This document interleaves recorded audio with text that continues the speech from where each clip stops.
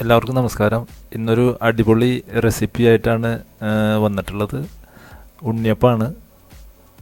നോക്കുക, നല്ല സ്പോഞ്ച് പോലത്തെ ഉണ്ണിയപ്പം എങ്ങനെയാണ് ഉണ്ടാക്കണതെന്നുള്ള റെസിപ്പിയാണ്. ഇത് നമ്മൾ ഉണ്ടാക്കി കഴിഞ്ഞിട്ടുള്ളതാണ് ഈ കാണിക്കുന്നത്. അപ്പോൾ ഇതെങ്ങനെയാണ് ഉണ്ടാക്കണത് എന്നെല്ലാം നമുക്ക് ഒന്ന് നോക്കാം.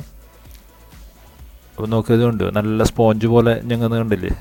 അപ്പോൾ അധികം എണ്ണ കുടിക്കാതെ സ്പോഞ്ച് പോലെയുള്ള നല്ല ഉണ്ണിയപ്പം ഉണ്ടാക്കുന്ന റെസിപ്പിയാണ് ഇതിൽ കാണിക്കുന്നത്. അപ്പോൾ നിങ്ങൾ എല്ലാവരും ഇത് മുഴുവനായിട്ട് കാണുക. അടിപൊളി റെസിപ്പിയാണ്. അപ്പോൾ ഇൻഗ്രീഡിയൻസ് ആണ് ഞാൻ ഇതിൽ എഴുതി കാണിച്ചിട്ടുള്ളത്. ഞാൻ എന്നാലും ഒന്നും കൂടി അത് വിവരിക്കാം. അപ്പോൾ നമുക്ക് ഇതിൽ മൈദയുണ്ട്, അരിപ്പൊടിയുണ്ട്, അതുപോലെ കുറച്ച് എള്ള്, അതുപോലെ തന്നെ ഏലക്കായ പൊടിച്ചാണ്, ഒരു 10-20 ഏലക്കായ പൊടിച്ചത്, അതുപോലെ തന്നെ കുറച്ച് കിസ്മിസ്, കൊപ്ര അരിഞ്ഞതാണിത്, നാളികേരല്ല കൊപ്ര അരിഞ്ഞതാണ്, അതുപോലെ തന്നെ അണ്ടിപ്പരിപ്പ്. പിന്നെ നമ്മൾ 1 കിലോ ശർക്കര ഉരുക്കി അരിച്ചെടുത്തിട്ടുണ്ട്. അപ്പോൾ അതിന് വളരെ കുറച്ച് വെള്ളം ആണ് നമ്മൾ ഉപയോഗിക്കുന്നത്, ആ ഉരുകാനുള്ള അത്രയും വെള്ളം. അതുപോലെ തന്നെ ഇത് പഴം 1/2 കിലോ പഴമാണ്. ഈ പഴം സാധാരണ പഴമല്ല, കദളിപ്പഴത്തിൽ പെട്ട കർപ്പൂര കദളി എന്ന് പറയുന്ന പഴമാണ്. ഇനി നമ്മൾ ഈ അരിപ്പൊടിയും അതുപോലെ മൈദയും കൂടി ഒരു അരിപ്പ വെച്ചിട്ട് രണ്ടും കുറേശ്ശെ ഇട്ട് അരിച്ച് മിക്സ് ചെയ്യുക. അതായത് നമ്മൾ കേക്കിനൊക്കെ മിക്സ് ചെയ്യുന്ന പോലെ രണ്ടും കുറച്ച് എടുത്തിട്ട് ഇതുപോലെ അരിപ്പയിൽ നിന്ന് അരിച്ചെടുക്കുക. അരിച്ചെടുക്കുമ്പോൾ അത് രണ്ടും നമ്മൾ നന്നായിട്ട് മിക്സ് ആകാൻ വേണ്ടിയിട്ടാണ് ഇങ്ങനെ ചെയ്യുന്നത്. അപ്പോൾ ഇതുപോലെ ഇത് മുഴുവൻ ഒന്ന് അരിച്ച് എടുക്കുക.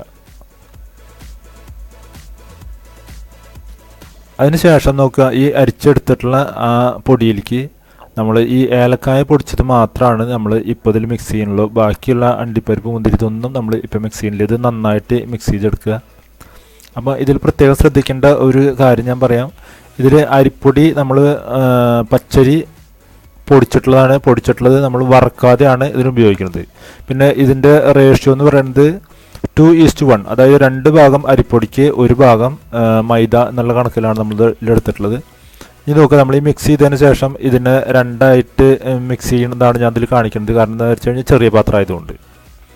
അത് കഴിഞ്ഞിട്ട് ഇതിൽ എല്ലാം കൂടി ഒന്നിച്ച് മിക്സ് ചെയ്യും. അപ്പോൾ അതിലേക്ക് ഈ അരച്ചെടുത്ത പഴവും അതുപോലെ തന്നെ നമ്മൾ ഉരുക്കിയെടുത്തിട്ടുള്ള ശർക്കരയും കൂടിയിട്ട് ഇതുപോലെ നന്നായിട്ട് മിക്സ് ചെയ്യുക. അപ്പോൾ നന്നായിട്ട് മിക്സ് ചെയ്യുന്നത് കാണിക്കാൻ വേണ്ടിയിട്ടാണ് ഞാനിത് 2 പാർട്ടായിട്ട് ഇതിൽ കാണിക്കുന്നത്.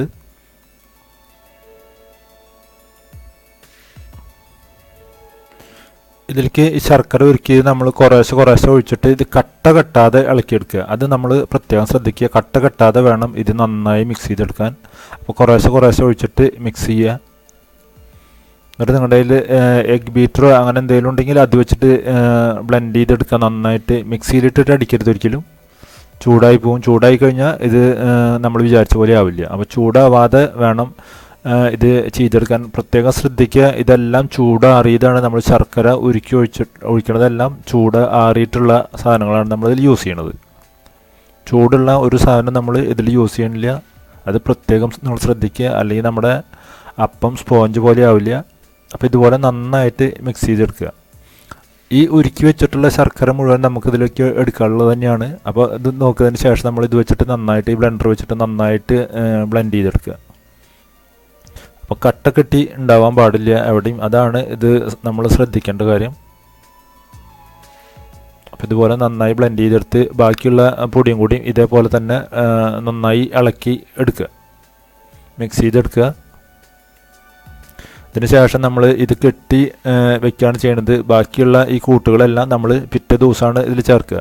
അപ്പോൾ പ്രത്യേകം ശ്രദ്ധിക്കേണ്ട ഒരു കാര്യം, ഇത് 8 മണിക്കൂർ മുതൽ 12 മണിക്കൂർ വരെ നമ്മൾ മിക്സ് ചെയ്തിട്ട് എടുത്തു വെക്കണം. നമ്മൾ ഒരു തുണി കൊണ്ട് കെട്ടിയിട്ട് എടുത്തു വയ്ക്കുക. അതാണ് ഏറ്റവും നല്ലത്. അപ്പോൾ 8 മുതൽ 12 മണിക്കൂർ കഴിഞ്ഞാൽ മാത്രമേ ഇത് നന്നായിട്ട് ഈ സ്പോഞ്ച് ഇഫക്റ്റ് നമുക്ക് കിട്ടുള്ളൂ. അല്ലെങ്കിൽ നമുക്ക് ആ ഒരു ഇത് കിട്ടില്ല. ഇത് നോക്കുക, നമ്മൾ എല്ലാം കൂടി മിക്സ് ചെയ്തിട്ടുള്ളതാണിത്. അപ്പോൾ നമ്മൾ മിക്സ് ചെയ്ത് കഴിഞ്ഞാൽ ഇത്രയും ഉണ്ടാവും. അപ്പോൾ ഇത് ഏകദേശം 1 കിലോയോളം പൊടി, 1 കിലോ പൊടിയും ബാക്കി 1 കിലോ ശർക്കര അങ്ങനെയുള്ള എല്ലാ സാധനവും കൂട്ടി നമ്മളിത് ചെയ്ത് കഴിഞ്ഞാൽ നമുക്കൊരു 120 അപ്പം ഇതിന്ന് കിട്ടും. അപ്പോൾ ഇതാണ് ഇതിൻ്റെ കണക്ക്. അപ്പോൾ ഇനി നമ്മളിത് മൂടി കെട്ടി വെക്കാൻ പോവാണ്. ഇനി നമ്മൾ 8 മണിക്കൂർ കഴിഞ്ഞിട്ട് ഇതെടുക്കാം.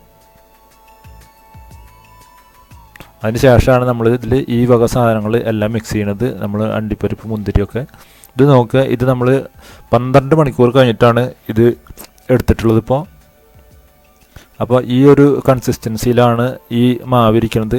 അപ്പോൾ ഇതിനെ നമുക്ക് ഏറ്റവും ആദ്യം ഇതിൽ എള്ള് മിക്സ് ചെയ്യുക. അതുപോലെ തന്നെ ഇതെല്ലാം നമ്മൾ നെയ്യിലൊന്ന് മൂപ്പിച്ചെടുത്തിട്ടുള്ളതാണ്. മുന്തിരിയും അണ്ടിപ്പരിപ്പും അതുപോലെ തന്നെ നമ്മുടെ നാളികേരവും കൂടിയിട്ട് അതും എല്ലാം കൂട്ടി ഇതിൽ കൂട്ടി ഇളക്കുക. ഇതിലും നിങ്ങൾ ശ്രദ്ധിക്കുക, ഇത് ചുടുക്കനെ ഇടരുത്, ഇത് ചൂടാറിയിട്ടാണ് ഇടുന്നത്. ഇതെല്ലാം ശ്രദ്ധിക്കുക. ഇതിൽ ചൂടുള്ള സാധനങ്ങളൊന്നും നമ്മൾ ഉപയോഗിക്കാനില്ല, ചൂടാറിയിട്ട് ഇടുക. അണ്ടിപ്പരിപ്പ് മുന്തിരിയൊക്കെ ഒന്ന് മൂപ്പിച്ചെടുത്തിട്ട് അത് ചൂടാറാൻ വയ്ക്കുക. ചൂടാറിയതിന് ശേഷം മാത്രം ഇടുക. അപ്പോൾ ഇത് കട്ടി കുറവുണ്ടെങ്കിൽ നമുക്ക് കുറച്ച് വെള്ളം ഇതുപോലെ ഒഴിച്ച് നന്നായി ഇളക്കിയെടുക്കുക. കാരണം ഇതൊരു ദോശമാവിൻ്റെ കട്ടി ഉണ്ടാവാൻ പാടുള്ളൂ, നല്ലോണം ലൂസാവാനും പാടില്ല. അപ്പോൾ അത് ശ്രദ്ധിച്ചിട്ട് നമ്മൾ ചെയ്യുക. ആവശ്യത്തിന് കുറച്ച് വെള്ളം ഒഴിച്ചിട്ട് നമ്മളൊരു 2 സ്പൂണ് വെള്ളം ഇതുപോലെ ഈ തവി കൊണ്ട് 2 തവിയൊക്കെ വെള്ളം ഒഴിക്കുക. നമുക്കതിൽ ആവശ്യമുണ്ടെങ്കിൽ മാത്രം.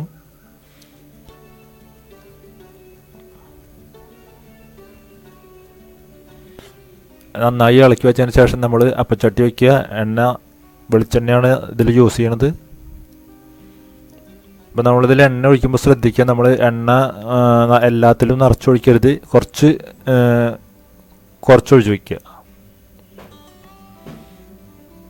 അപ്പോൾ ഇത് നോക്കുക, ഇത് നമ്മൾ എണ്ണ ചൂടായിരിക്കുകയാണ്. ഇപ്പോൾ ആ എണ്ണ ചൂടായിരിക്കണേലേക്ക് നമ്മൾ ഇനി ആവശ്യാനുസരണം ചെറിയൊരു പാത്രത്തിലേക്ക് നമ്മൾ എടുത്തിട്ട് നമ്മൾ ഇതിൽ ഒഴിച്ച് എടുക്കുക. അപ്പോൾ ശ്രദ്ധിക്കേണ്ട കാര്യം, ഇതിൽ നിറയരുത് ഒരിക്കലും. നമ്മൾ ഓരോ കുഴിയുടെയും പകുതി വരെയാണ് ഇത് വരാൻ പാടുള്ള. പകുതിയിൽ കൂടുതൽ വന്നു കഴിഞ്ഞാൽ ഇത് നല്ലോണം പൊട്ടി വരും. അപ്പോൾ ആ പൊട്ടാതിരിക്കാൻ വേണ്ടിയിട്ട് നമ്മൾ പകുതി ഒഴിക്കാൻ പാടുള്ളൂ. അതാണ് നമ്മൾ ശ്രദ്ധിക്കേണ്ട ഒരു കാര്യമുള്ളത്. ഒരിക്കലും ഒഴിക്കരുത്. അതുപോലെ തന്നെ ഒരു മീഡിയം ഫ്ലെയിമിൽ വെച്ചിട്ട് വേണം ഇത് ചെയ്യാൻ. നമ്മളിത് ഒഴിച്ചു വരുമ്പോഴത്തേക്കും, എല്ലാത്തിലും ഒഴിച്ചു വരുമ്പോഴത്തേക്കും ഒരു സൈഡിൽ നിന്ന് ഇത് ആയി തുടങ്ങിയിട്ടുണ്ടാവും. അപ്പോൾ ഇതിൽ നോക്ക്, ഞാൻ ഒരു 2 ഈർക്കിൽ ആണ് എടുത്തിട്ടുള്ളതിൽ. ഇത് തിരിച്ചിടാനും അതുപോലെ ഇത് കുത്തിയെടുക്കാനും വേണ്ടിയിട്ട്. അപ്പോൾ അതിൻ്റെ കളറ് മാറി വരുന്നത് നിങ്ങൾക്ക് കാണാം. അപ്പോൾ കളറ് മാറി വരുമ്പോഴത്തേക്കും വേഗം തന്നെ നമ്മൾ ഇത് തിരിച്ച് ഇട്ട് കൊടുക്കുക.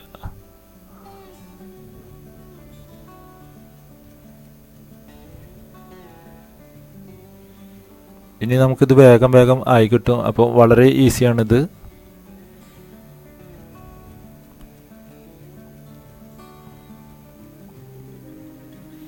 അതിനുശേഷം ഇത് ഇതൊന്ന് ഇങ്ങനെ കറക്കി കയറ്റി വയ്ക്കുക. അപ്പോൾ നമുക്ക് ഒന്ന് പെട്ടെന്ന് എണ്ണ വാർന്ന് കിട്ടും.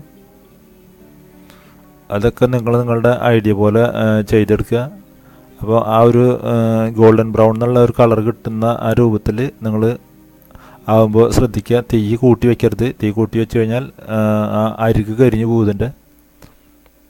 അപ്പോൾ അതാണ് ഇതിൽ പ്രത്യേകം ശ്രദ്ധിക്കേണ്ടത്.